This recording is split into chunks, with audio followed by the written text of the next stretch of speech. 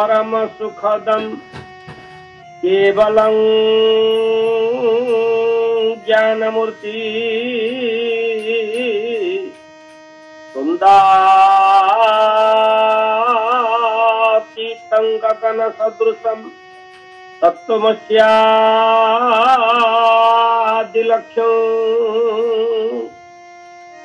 एकं नित्यं विमलमचलं सर्वाधि साक्षीभूतम् अबाचित त्रिगुण रहितं सद्गुरुत्वां नमामि। मध्य गुरुपद कंज भक्ति विचार विष्णु से महाराज अभय अशोक चरण कंजरे अनंत कोटि दंडवत प्रणाम। समस्त भक्त वृंद समस्त भक्तिमती मातृ वृंद समस्त को यथायोग्य सम्मान प्रदान करी श्रीमद भागवत कथा आरंभ करबा पई जाउछि। आमे माने तृतीय स्कंधर 30 नंबर अध्यायर 2 नंबर श्लोक पर्यंत गला काली अतिक्रम करथिले एवं से श्लोक मान के माध्यम रे कपिल भगवान जीव को ये अनित्य संसार विषय रे कहउछंती। ये सकाम कर्म करिवा द्वारा केवल कर्म भितरे आमे बांधी ही जाउचे। निष्काम कर्म द्वारा जे भगवत प्राप्ति सकाम कर्म द्वारा जे पतन सुनिश्चित यह को निर्धारण करिवा पई कपिल भगवान आम मान को सूचना दउछन। 3 नंबर श्लोक को आम माने जीवा। जध्रुवस्य देहस्य तानुबंधस्य दुर्मतिः ध्रुवाणी मन्यते महा गुह गृह क्षेत्र वसुनि च तत् अध्रुवस्य देहस्य। कपिल भगवान ए श्लोक रे मां देवहूति के कहवा छल रे आम मान को उपदेश प्रदान करूचंदी। हे जीव समाज जद अध्रुवस्य देहस्य ये संसार भितरे देहर स्थिरता नहीं। नलिनी दलगत दलमती दल नलिनी दलगत जलमती तरलम तद्वत जीवनमतिशय चपलम। ये शरीर क्षणिक दुर्लभ मानुष देहम देहिना क्षण भंगुरम। ये शरीर क्षण भंगुर किंतु यहाँ को सत्य बोली मन करी अनेक अनेक जीव माने सेमानकर भगवत विमुक्ति हेई भौतिक सुख भितर गति करूचंती। जहा संग्रह करिवा कथा ये संसार भितर काम आसीते साधन क्षेत्र साधन जोनि मनुष्य जोनि मानव जोनि होची साधन जोनि। ये साधन जोनि भितरे भगवत चिंतन भगवत कीर्तन भगवत लीला श्रवण भगवत कथन भगवान कर कार्य ए सब को समापन करिबा होची जीवर परम एवं प्रधान कर्तव्य। किंतु जीव ताहा को भूली जाए। तानुबंधस्य दुर्मति से देह भितरे से बंधन ही जाए एवं देह सर्वस्व समस्त पदार्थ को निजर बोली ज्ञान करे। जेमिति देहटा निजर नुह ये देह संबंधित समस्त पदार्थ मध्य निजर नुह। दुर्मति बोली एठारे कहिले। दुर्मति अर्थात हीनमति। तेणु ये मानव जीवन जदिओ श्रेष्ठ दुर्लभ जीवन तथापि जीव ताहाको बुझी पारे नहीं। ए जीव अति मतिहीने धन संचयी प्रतिदिने। तेणु जीव बुझी पारुनी से विचार करुछि मु धन संचय करिया पई संसार को आसीछि एवं से धन ही तार सर्वस्व। जो धर्म बाल्यकालु धर्म धन मु संचीवी ये जीवन अनिश्चित ये कही पारे केते बेले कहा मृत्यु हब उपगत। ए कथा को लक्ष्य करी जीव तार धर्म धन को संचय करिबा पई जुगाड़ करिबा पई मर्त्यपुर को आसे, किंतु मर्त्यपुर को आसिला परे भूली जाए से कुआडे आसी कौन तार लक्ष्य ए कथा भूली जाई मतिहीन भाव रे सांसारिक सुख भितर बुड़ी रही भौतिक सुख को संग्रह करी जहा दुखर कारण ए जीव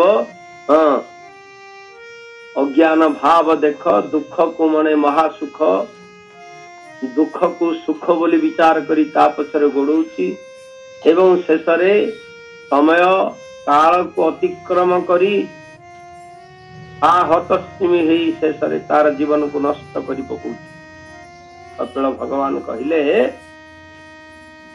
जे अर्थे मृत्यु उपगत न जाने ए मूढ़ पंडित। मूढ़ पंडित मूढ़ पंडित अर्थात मूर्खों भितर जे श्रेष्ठ।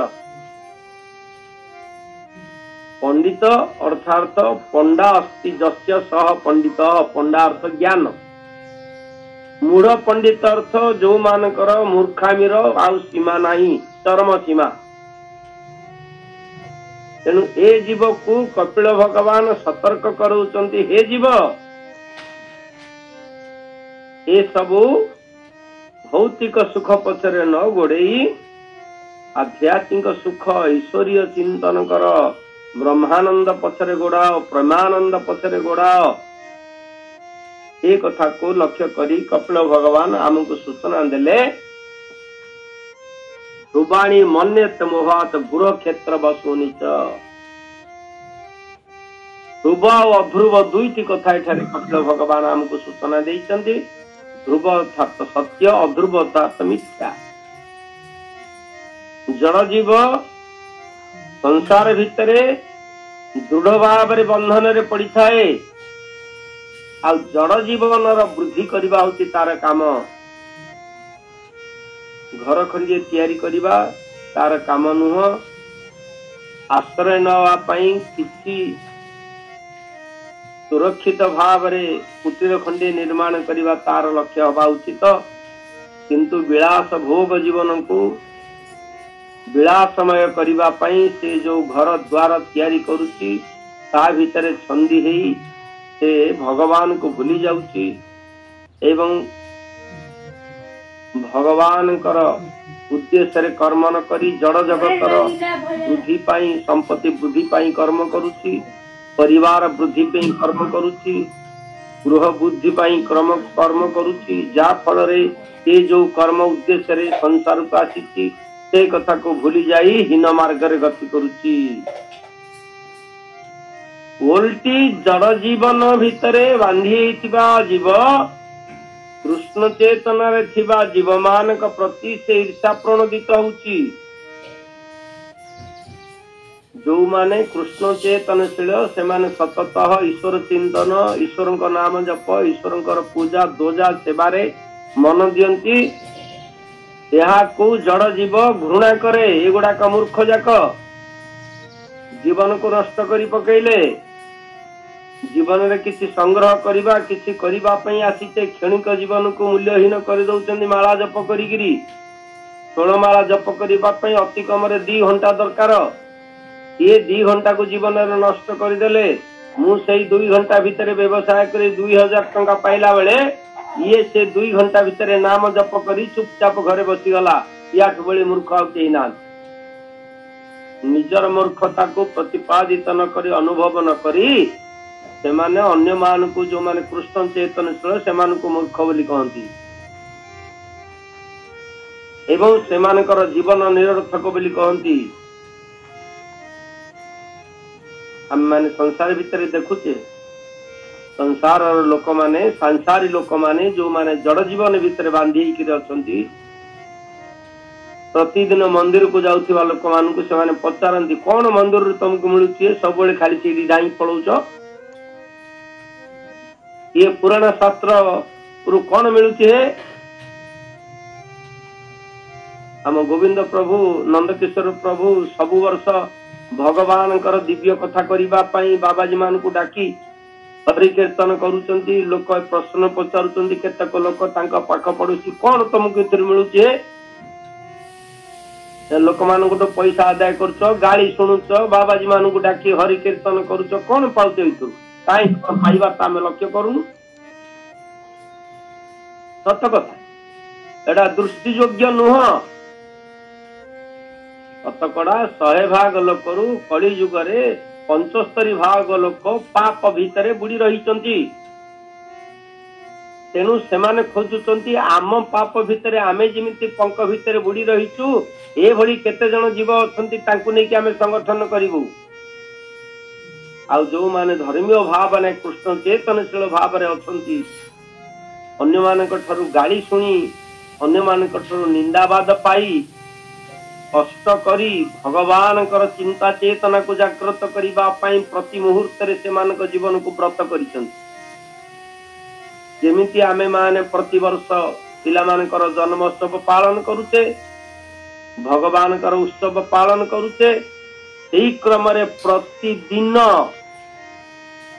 भगवान का पई किछि समय आमे व्यय करिबा पई पड़िबो तार अर्थ नुहे गृह कर्म त्याग करी भगवान के समय व्यय करिबा निजर कर्म को छाड़ी दे भगवान को चिंता करिबा एक कथा कौन स्थान रे कुहा जाई नाही कौन सी साधु संत महात्मा केबे कही नाहंती तुमरे दैनंदिन कार्य को छाड़ी भगवान को चिंता कर बोली दैनंदिन कार्य को भगवान कर बोली विचार कर गला काली प्रवचन चलीथिला मोर लक्ष्मी नारायण मंदिर रे जीवन को भगवान अर्पण कर ए भली भाव रे कथा कही मोर प्रवचन सांग करिबा परे जने मां आसी मते ई प्रश्न पचारिले गुरुदेव आम भीतर तो समय पड़ौची कौन करिवु भगवान को काम करिबा पई आम पाखरे समय जुटुनी पिला कुटुंबर संसार ता भीतर समय चली जाउची आपन को कथा सत्य बोली मन कले मध्य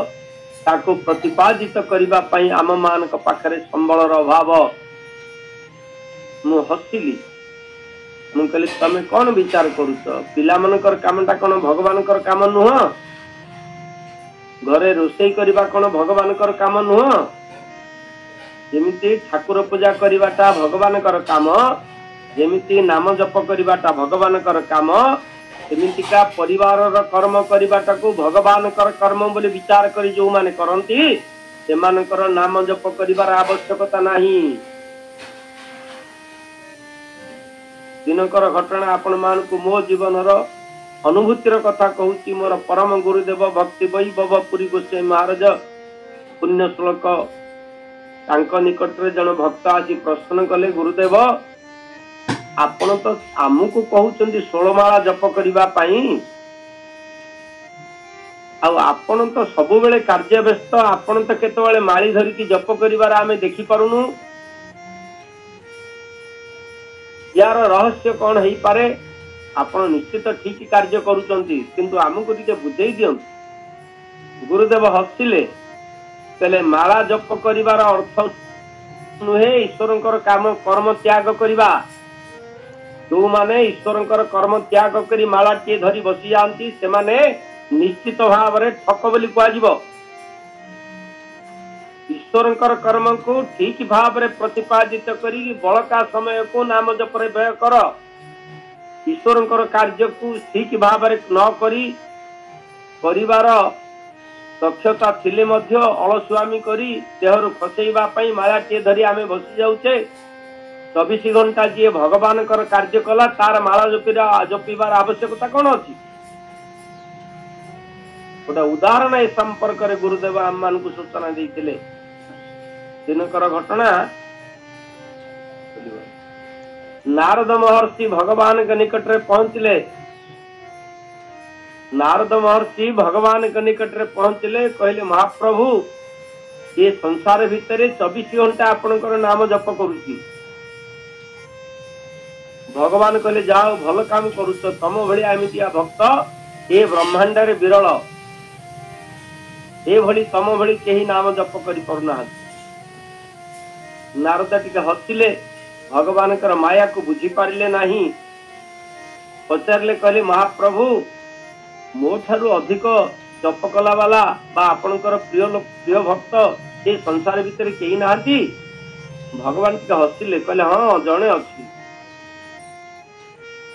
नारद से भक्तंकर ठिकना नहीं तांको निकट रे पहुंचिया पे चेष्टा कले। भगवान तार आड्रेस नहीं एवं देखिले ता घरे पहुंचला बेलू से गोटे चषाटीए जमी बाड़ी चाष करुची, फसल उपजाउची, पिला कुटुंब पोषुची, संसार कार्य करुची।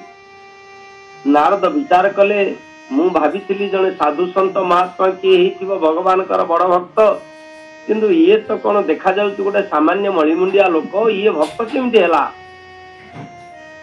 विचार कले देखिबा ये कौन कार्यकलाप करुची। बिल रे हल बुलाउची, हल बुले सारला परे बलद दिटा को फिटई दउची, तांका गोड़ तले पड़ी जाउची। भगवान कर कार्य करिबा पई तुमको केते कष्ट देली रे, मते क्षमा कर दबो। घर को आसुची पितामातांकर सेवा करुची, मार सेवा करुची, बापांकर सेवा करुची, पिला मानकर कथा बुझुची, घर द्वार कथा बुझुची एवं संसार भितरे बुड़ी रही माया मोह जगत भितरे। नारद विचार कले भगवान मते भूल आड्रेस दे पकेले, कहीं केतेबेले तो भगवान का नाम जप करूनी।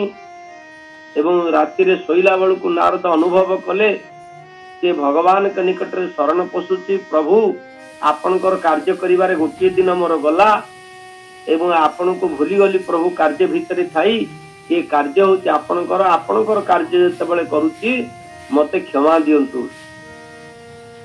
एति कही से विश्राम नउची, निघोड़ निदरे सोई पड़ुची। पुणी उठी सकाळू कार्य रे व्यस्त रहउची। नारद फेरी आसिले भगवान के निकट को, आसी कहले प्रभु बोधे भूल आड्रेस मते आपण देई पकेले।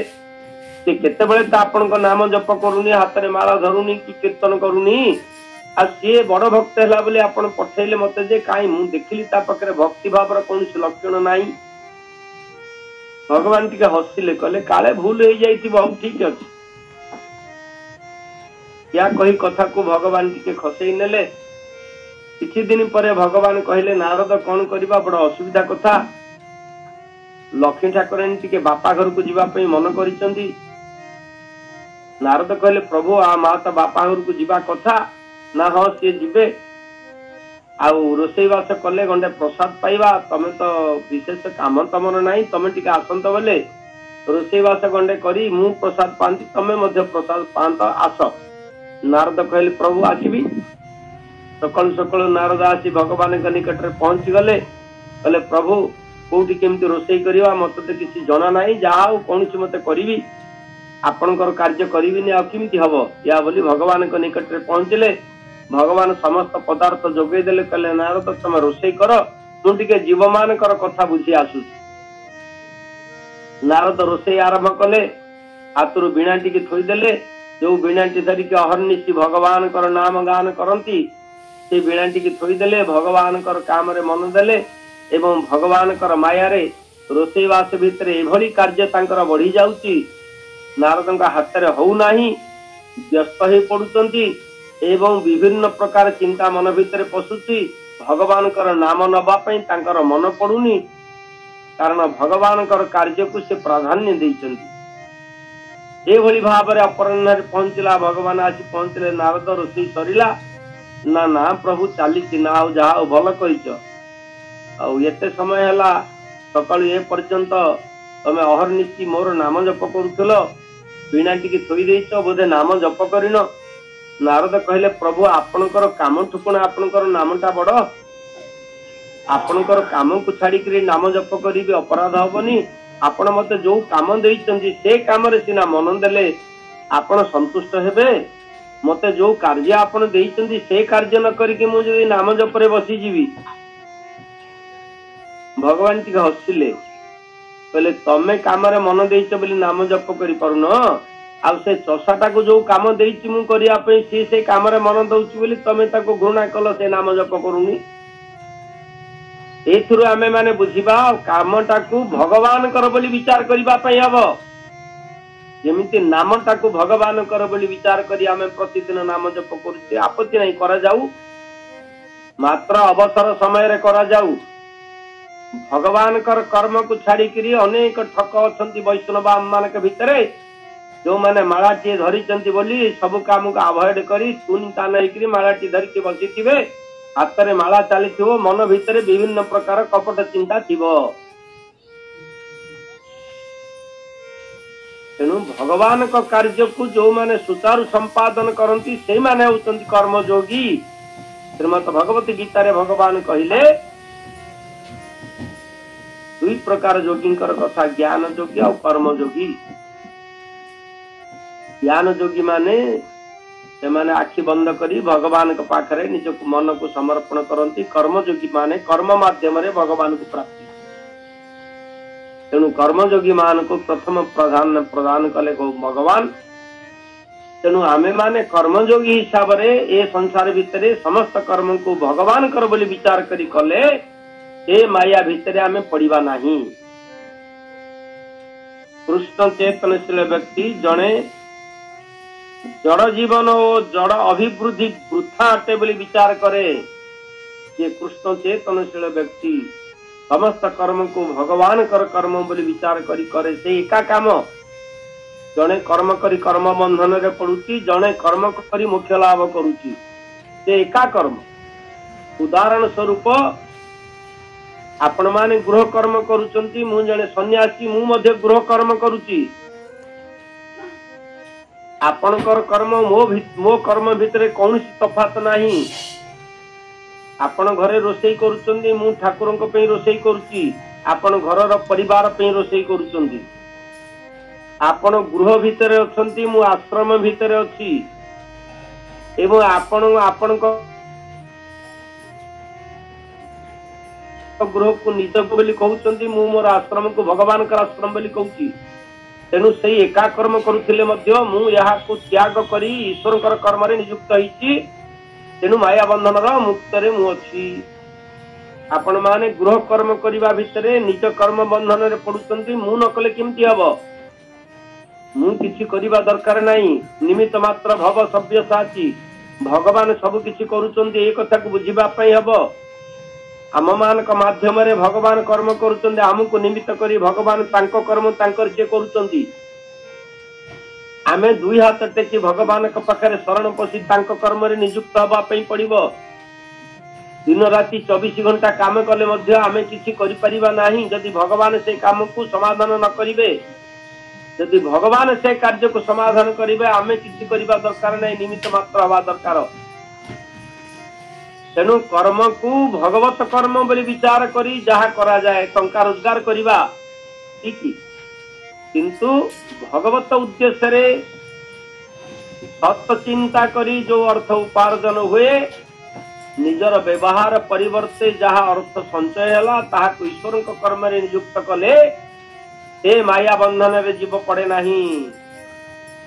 एटी सुंदर भाव रे ए श्लोकर बहु व्यापकता को वर्णना करी कपिल भगवान कहिले जो माने शरीर को निजर बोली कहती जन्मभूमि की निजर बोली कहती जन्म माटी की निजर बोली कहती एवं भगवान को दूर रखी कार्य करती सेमाने होउछन्ति मतिहीन। तेणु ये जन्म माटी आमर नुह भगवान कर जेहेतु भगवान करे ये माटी ए माटी की सुरक्षा करबा होउछि हमर कर्म।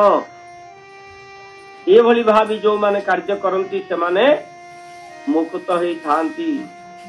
जड़ पदार्थ और जड़ संपत्ति को कृष्ण चेतनशील व्यक्ति घृणा करंती।